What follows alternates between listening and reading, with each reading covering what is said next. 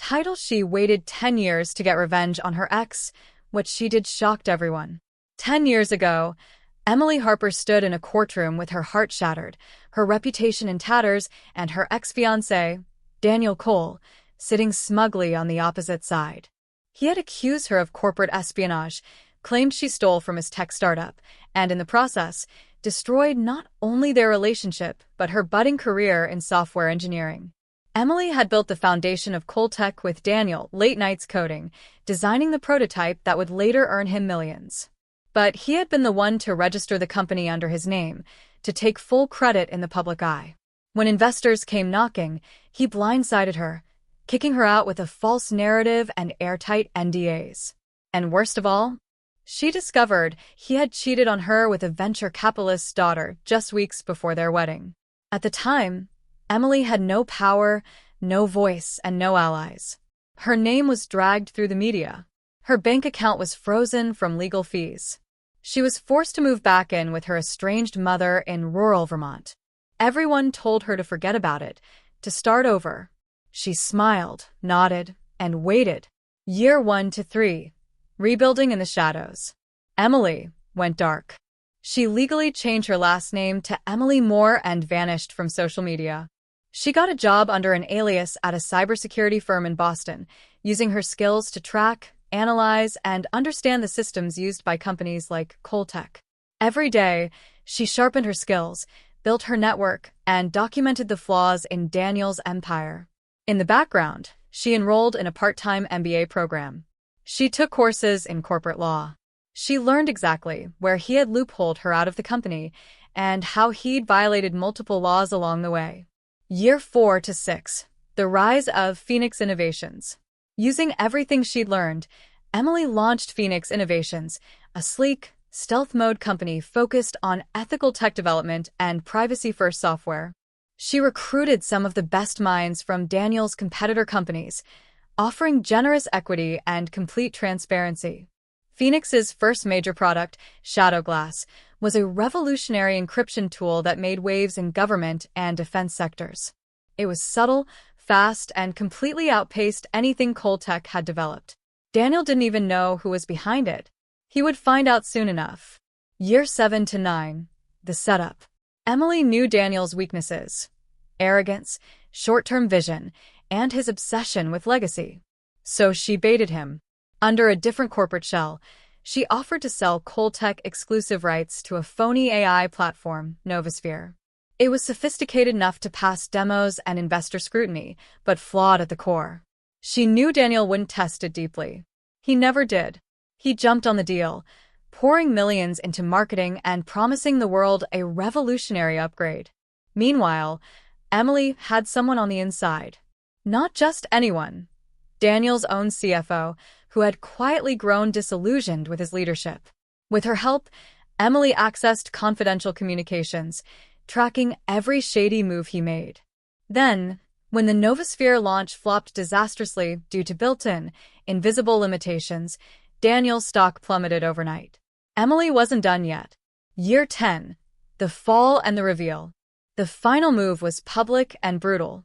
Emily published a full exposé through a respected tech journalist, detailing how Daniel stole her original codebase 10 years ago, using irrefutable digital signatures embedded in early prototypes.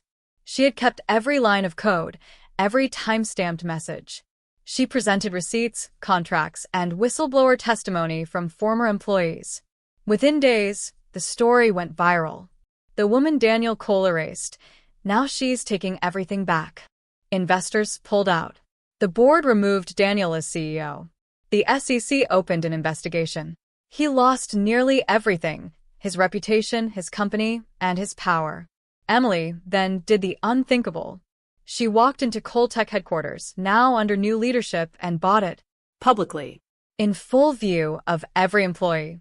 "I built this once," she said at the press conference, "and now I'll rebuild it right." Emily didn't take everything from Daniel.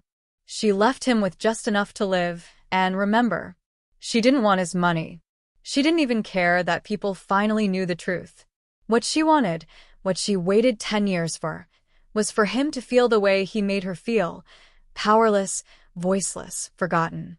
But unlike him, she rebuilt herself with integrity. And now, standing atop an empire even greater than the one they once dreamed of, Emily Harper, no, Emily Moore, was proof that revenge wasn't about destruction.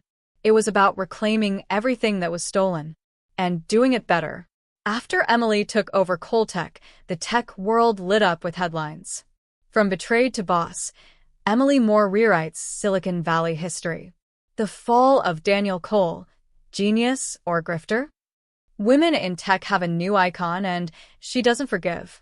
But behind the scenes, Emily wasn't celebrating. She had gotten her revenge. She had reclaimed her power. But something still didn't sit right. It wasn't just about Daniel anymore. There was something in the files she recovered from his private servers, something strange. A hidden file and a dead man's switch. While consolidating Coltech's assets, her cybersecurity team found a locked archive. It was buried under 6 layers of encryption and tagged with a phrase only she would recognize. It was a code from their engagement plans, a file name she had used when saving a design for their wedding invitations. She hesitated. Open it? Inside, she found a mix of deeply personal things. A video of Daniel crying after their breakup, clearly recorded privately. Their original pitch deck, which had her name on it, and a long, unsent email dated 5 years after the trial. If you're seeing this, I either got caught or I gave up trying to fix it. You were always smarter than me, M. I ruined it. All of it. You deserved everything. I just didn't want to be the man left behind. I never thought you'd disappear like that. I thought you'd fight me. Maybe I wanted you to. She sat there in silence. The man she hated had once tried, too little, too late, to make it right. She closed the file. No one else needed to see it. Months passed. Emily was back at the top, but boardrooms are colder than battlefields. After stabilizing the company and regaining investor trust, the board at Coltech, still made up of old allies of Daniel, quietly began pushing her out. She had executed a takeover built on drama. They feared instability. They didn't want a narrative, they wanted profit. And so they began a silent campaign, rejecting her proposals, blocking her budgets, whispering to the press that she was emotionally reactive. One night, she got a text from her CFO-turned-ally. "They're meeting without you. Votes are being lined up." Emily understood. She didn't belong here anymore, not with people who feared boldness, who wanted to pretend Daniel's reign never happened. So she let them have it. She resigned publicly, with a 12-minute speech that went viral. 10 years ago, I was erased. 10 years later, I was celebrated. But this isn't a fairy tale. This is a warning. If you think the system will protect you because you're honest, think again. If you think your silence will shield you, it won't. Speak louder. Build smarter. And don't wait for someone to give you power. Take it, but do it with purpose. Then, in true Emily fashion, she made one last move. The Phoenix Foundation. With her buyout money and Coltech's remaining influence, she created the Phoenix Foundation, a non-profit incubator for women and underrepresented founders in tech. Instead of hoarding innovation behind NDAs and VC gatekeepers, she open-sourced what she could. She turned former enemies into allies. She mentored her replacements. And, in a twist no one saw coming, she hired Daniel, the unexpected hire. He was living in a small apartment in Oakland by then. No car. No suits. No spotlight. He had been blacklisted from most of Silicon Valley, surviving off consulting scraps and an overdrawn legacy. When Emily's assistant called him for a job offer, he thought it was a prank. The role? Shadow ethics architect. A position with no power, no public profile, but immense responsibility, helping vet startups for ethical risks and spotting manipulation tactics like the ones he once used. When he met her in the foundation's office, he asked her, "Why?" She looked at him and said, "Because you have more to fix than anyone. And because if you fall again, it's under my roof now." 10 years, 10 moves, 1 lesson. In the end, Emily's revenge wasn't just destruction. It was transformation. She didn't want to become like Daniel. She wanted to build a world where people like Daniel couldn't thrive unchecked. She didn't burn his house down. She bought it, renovated it, and made him work in the basement. And that shocked everyone. Not because she could, but because, in the end, she chose not to crush him. Because that would have been too easy.